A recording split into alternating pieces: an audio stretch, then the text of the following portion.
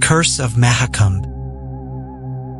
Mahakumbh is the holiest of gatherings, a place where sins are washed away, but some sins are never forgiven. Day 1, the journey to Prayagraj. The moment I stepped off the train at Prayagraj, I felt something was wrong. The air was thick with smoke and incense, and the scent of burning ghee clung to my clothes. I could hear the distant chants of millions of pilgrims, the rhythmic beating of drums, and the occasional call of a conch shell. The Mahakumbh Mela, the largest human gathering on earth. I had come to fulfill a duty. My grandfather, Pandit Shivnath, had died just days before, leaving me with one final request. Immerse my ashes in the holy waters of Sangam. I should have felt honored, but instead, I felt a strange unease curling in my stomach. As I walked toward the riverbanks, I noticed something odd. A group of ash-covered sadhus standing at a distance, their hollow eyes locked onto me. They did not blink. They did not speak. But as I passed, one of them raised a skeletal finger, pointing at the urn in my hands. And then I heard it, a voice, whispering my name. I turned, but no one was there. Night 1, the procession of the dead. By nightfall, I had found a tent near the ghats. The atmosphere was electric, millions of people gathering to take the Shahi Snan, the sacred dip that purifies the soul. At midnight, the river glowed under the moonlight, reflecting the thousands of floating diyas offered to the gods. But I couldn't shake the feeling that something was watching me. Then I saw them, a procession of people moving slowly toward the river. But they weren't walking, they were floating. Men, women, even children dressed in funeral white. Their feet never touched the ground. Their faces were empty. I wanted to run, but my feet were rooted in place. Then, a hand touched my shoulder. I spun around. An old woman stood there. "Do not enter the river tonight, child," she whispered, "or you will never leave." Her grip tightened, her nails digging into my skin. "They are waiting for you." And then she vanished. Day 2, the unmarked tent. I barely slept. In the morning, I met an old priest named Swami Hridyanand, who had known my grandfather. "You don't look well," he observed. I told him what I had seen. He went pale. "You must leave after the ritual," he said. "There are things in the Mahakumbh that do not belong to our world." I wanted to ask more, but before I could, I saw something in the distance. A tent unlike the others. It had no flags, no religious symbols, just black fabric, swaying gently in the wind. And outside it, the same sadhus from yesterday, watching. I should have ignored it.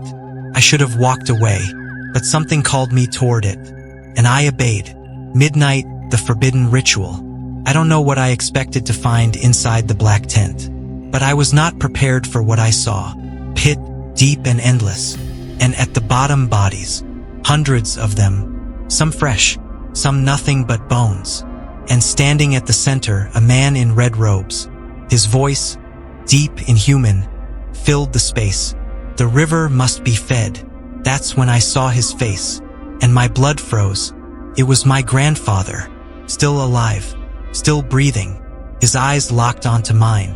"Help me!" The sadhus turned toward me, their lips moving in an ancient chant. The walls of the tent shifted, the shadows stretching unnaturally. The ground began to tremble. I ran, but their voices followed me. "It is not over. The river will take you too. The drowning man." By the time I reached the ghats, my heart was pounding. The Mahakumbh was eerily silent. I turned back, and they were there. The sadhus, the man in red, and behind them the floating dead. "You are the final offering," the man in red said. I felt the pull again, stronger. My feet moved on their own. The river called. The water turned black. Hands, dozens of hands, rose from beneath the surface, pulling me in, drowning me. I gasped, but my lungs filled with ice-cold water. I was sinking, deeper. The voices of the lost surrounded me, until someone grabbed my wrist. Swami Hridyanand. He yanked me out of the water, chanting a mantra so powerful it shook the air. The hands vanished. The whispers stopped. The sadhus and the man in red gone.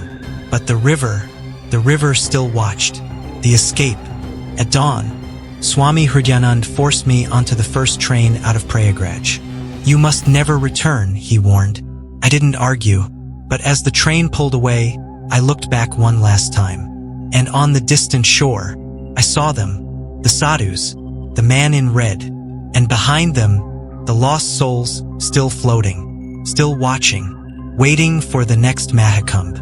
And deep inside, I knew, the river never forgets, and one day it will come for me again. The forgotten ritual of Mahakumbh. They say the Mahakumbh Mela is the holiest gathering on earth. But some come not for salvation. They come for something much darker. Day 1, the call of the river. I had never believed in miracles or sacred rituals. But when my grandfather, Pandit Kailash, fell gravely ill, his last wish was simple: take my ashes to the Mahakumbh and immerse them in the Sangam. I had no choice but to honor it. I arrived in Prayagraj just before sunset, and the sight of the Mahakumbh took my breath away. Millions of people, wrapped in saffron robes, their voices blending into an ocean of prayers. Saints covered in ash, their eyes closed in deep meditation. The air smelled of incense, ghee, and the damp scent of the Ganges. I held onto the small urn tightly, stepping toward the ghats. Then I felt it, a pull, not physical but something deeper, like the river itself was calling my name. I shook off the unease. It was just exhaustion, I told myself. But as I turned to leave, I noticed a group of sadhus near the water. They weren't chanting. They weren't moving. They were just staring at me, their hollow eyes unblinking. And one of them grinned. Night 1, the procession of the lost. By midnight, I was exhausted. I had rented a small tent near the banks, but sleep never came. The hymns and temple bells had faded, but in their place, a strange silence filled the air. Then I heard it. Soft footsteps appeared outside, and my heart stopped. A procession of people was moving toward the river, but they weren't walking. They were floating. Men, women, even children dressed in funeral white. Their feet never touched the ground. Their faces were blank, lifeless. I ducked back into my tent, heart pounding. This had to be a dream. But then, someone whispered my name, right outside my tent. I didn't sleep that night. Day 2, the forbidden tent. The next morning, I met Swami Hridyanand, a priest my grandfather had known. "You don't look well, child," he observed. I told him about the procession. He went pale. "You must leave after the ritual," he said. "There are things in the Mahakumbh that do not belong to our world." I tried to press him for more, but he only whispered, "Beware of the unmarked tent." I should have listened, but something, curiosity or madness, drew me deeper. That evening, as I walked past the Akara camps, I saw it. Tent unlike the others. No flags, no religious symbols, just black fabric, swaying gently in the wind, and the same sadhus from the river standing outside, staring. I turned to leave, but then I noticed something. A trail of footprints leading into the tent. None coming out. Midnight, the ritual of the forgotten. That night, I made a mistake. I went back to the tent. I told myself I wouldn't go inside, just observe. But as I approached, the air grew thick, the smell of burning ghee and something rotting filling my nose. I peeked inside and saw them. A circle of sadhus sat around a massive pit. Inside it, bodies. Hundreds of them. Some fresh, some nothing but bones. And standing at the center, a man in red robes. His face was hidden, but his voice, deep, unnatural, filled the tent. "They have been waiting. The river must be fed." That's when I saw it. At the bottom of the pit, my grandfather's face. His eyes snapped open, and he looked at me. I stumbled backward. The sadhus turned, their eyes pure black. "He has seen," one of them hissed. I ran through the winding alleys of tents, past the sleeping pilgrims. But the whispers followed me. "Come back. It is not over. The river will take you too." The drowning man. By the time I reached the ghats, my lungs burned. The Mahakumbh was silent. No hymns, no bells, only the river. I turned back, and they were there. The sadhus, the man in red, and behind them the floating dead. Your fate was decided long ago, the man in red said. You are the final offering. I felt the pull again, stronger. My feet moved on their own. The river called. The water turned black. Hands, dozens of hands, rose from beneath the surface, pulling me in, drowning me. I gasped, but my lungs filled with ice-cold water. I was sinking, deeper. The voices of the lost surrounded me, until someone grabbed my wrist. Swami Hridyanand. He yanked me out of the water, chanting a mantra so powerful it shook the air. The hands vanished. The whispers stopped. The sadhus and the man in red gone. But the river still watched. The escape. At dawn, Swami Hridyanand forced me onto the first train out of Prayagraj. You must never return, he warned. I didn't argue, but as the train pulled away, I looked back one last time. And on the distant shore, I saw them, the sadhus, the man in red, and behind them, the lost souls still floating, still watching, waiting for the next Mahakumbh. And deep inside, I knew, the river never forgets, and one day it will come for me again. The lost souls of Mahakumbh. I went to Mahakumbh looking for salvation. Instead, I found the dead waiting for me. Day 1, the arrival. I arrived at Prayagraj just before sunset. The Mahakumbh Mela was in full swing, millions of pilgrims crowding the ghats, their prayers rising with the scent of burning incense. I had come with my uncle, Pandit Suraj, an old priest who had attended every kumbh for the past 40 years. This is the holiest of all nights, he told me as we walked toward the Sangam, the sacred confluence of the Ganga, Yamuna, and the mythical Sarasvati. The Shahi Snan at midnight will cleanse your soul of all sins. I wanted to believe him, but the moment we stepped into the crowd, I felt it. A strange pull, like something in the air was watching me. And then I saw them, a group of sadhus, standing apart from the others, their bodies covered in dark ash, their eyes locked onto mine. Their lips didn't move, but I swear, I heard them whispering my name. Night 1, the first omen. The tent my uncle had arranged was near the riverbank. By midnight, the ghats were alive with chants, conch shells, and the rhythmic beating of drums. Thousands had gathered for the sacred dip, the Shahi Snan, the most auspicious moment of the festival. I was about to step into the water when I felt a hand grip my wrist. It was an old woman. Her skin was wrinkled, her nails blackened. You must not enter the river tonight, child, she whispered, her voice shaking. They are waiting. I pulled away, unnerved. Who's waiting? I asked. She only pointed to the water, and for a split second I saw it. The surface of the river shifted, not like ripples, like something underneath was moving, watching. I turned to call for my uncle, but the old woman was gone. 1:45 a.m., the drowning man. I never got into the river. Instead, I watched as hundreds of people stepped into the cold water, chanting, submerging themselves in the sacred current. And then, someone screamed. A man, just a few feet away, was struggling. His hands clawed at the air as something pulled him down. The people around him tried to help, but it was too late. He vanished. The river swallowed him whole. And then silence. No body, no struggle, just the endless black water. The priests began chanting louder. The crowd ignored it, as if it had never happened. I turned to my uncle, my heart pounding. Did you see that? He looked at me. See what? That's when I knew I was the only one who saw it. 3 a.m., the procession of the dead. Couldn't sleep. The image of the drowning man haunted me. I stepped outside the tent, hoping the fresh air would clear my head. That's when I saw them. A procession of figures moving silently along the riverbank, dressed in funeral white, their faces blank. No emotion, no life. Their feet never touched the ground. And leading them were the ash-covered sadhus. Their hollow eyes glowed in the darkness as they marched toward the river. And one of them turned to look at me.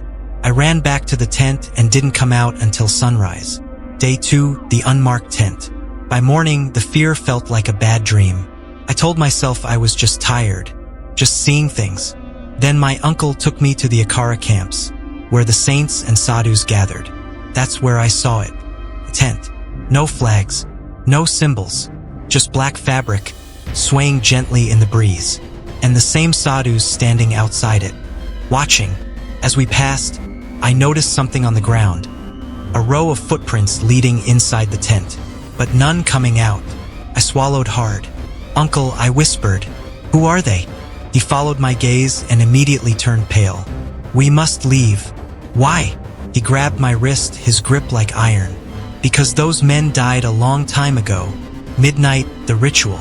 I should have left, but something drew me back to that black tent, back to the forbidden river.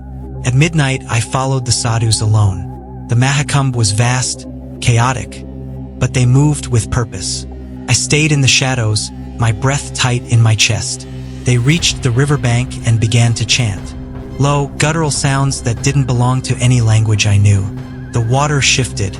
Something rose from the depths. I saw its face, or rather, I saw my own, a perfect reflection of me, standing in the river, mouth open, eyes black, grinning. Then it beckoned. "Come." Couldn't move, couldn't breathe. And then a hand grabbed my arm, yanking me back. It was the old woman. "Do not look," she screamed. I blinked, and the river was empty. The sadhus were gone. The escape. At dawn, my uncle and I packed our things.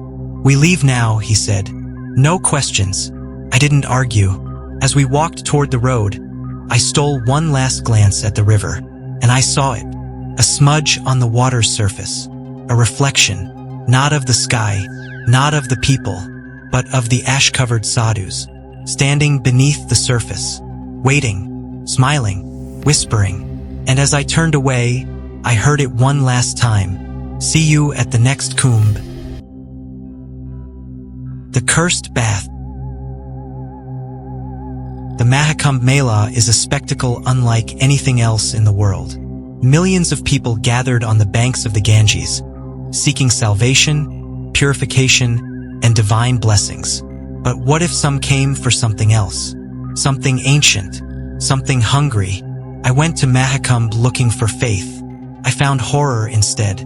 Day 1, arrival at the Mela.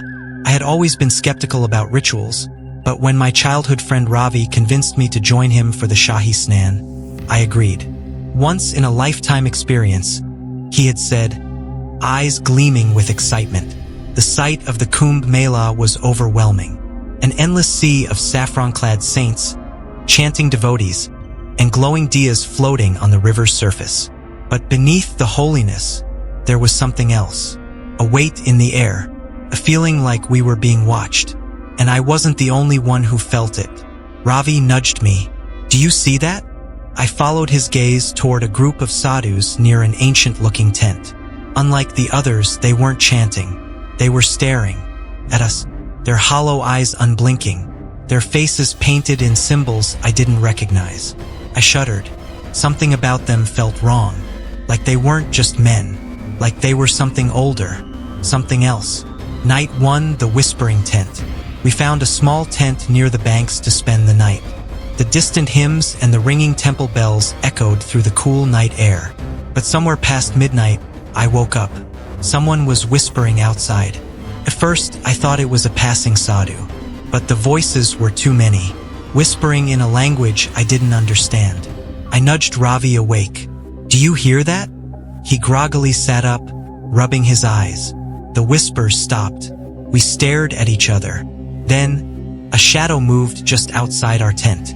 Tall, thin, not human. Ravi grabbed my arm. "We're not alone." I slowly unzipped the tent flap, peering out into the dimly lit riverbank.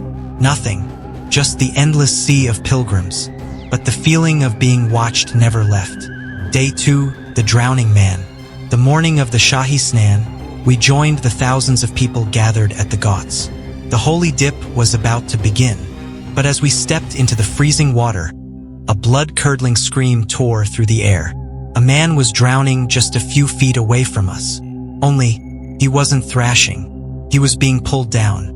Something below the surface had latched onto him. His eyes were wide in terror as he opened his mouth to scream again, and then he vanished beneath the water. The river went still. People panicked, rushing out of the water, but the priests reassured everyone. It is Ma Ganga's will. The chosen must return. Chosen? I looked at Ravi. His face was pale. He had seen it too. The shadowy hands beneath the water. And the thing that had taken the man. Night 2, the marked ones. We decided to leave. Whatever was happening at the Mahakumbh was not normal. But before we could pack our bags, a group of sadhus blocked our way. The same ones from before. You have been marked, one of them whispered. His voice echoed unnaturally. You must complete the ritual. Ravi grabbed my arm. Run. We bolted through the crowd, pushing past confused devotees. But the sadhus didn't chase us. They just stood there, watching, smiling, like they knew something we didn't. Midnight, the river calls. That night, I woke up with a start. I was standing outside our tent. In my sleep, the river was in front of me, dark and endless. And something was calling me, a voice, deep and hollow. Come to us. I turned to wake Ravi, but he was already walking into the water. His eyes were blank, his lips murmuring words I didn't understand. I grabbed his arm, shaking him violently. Ravi, wake up. His eyes snapped back to focus. He looked around, shivering. I don't know how I got here, but I did. Something wanted us in the water. Something ancient. Something that didn't let go. Dawn, the last attempt. We had to leave. Now, we rushed toward the road, pushing through the thinning crowds. But as we reached the edge of the festival, an old woman appeared before us. You cannot leave, she whispered. Her eyes were pure white. No one who hears the river's call ever leaves. I felt my stomach drop. Then how do we stop it? I whispered. She pressed a small amulet into my palm. Take this. When the water calls again, do not answer. Then just as suddenly she was gone. The final night, the ritual. That night, Ravi and I sat inside the tent, gripping the amulet, waiting. The whispers returned, soft at first, then louder, until the entire tent shook with their presence. Come to us. The water waits.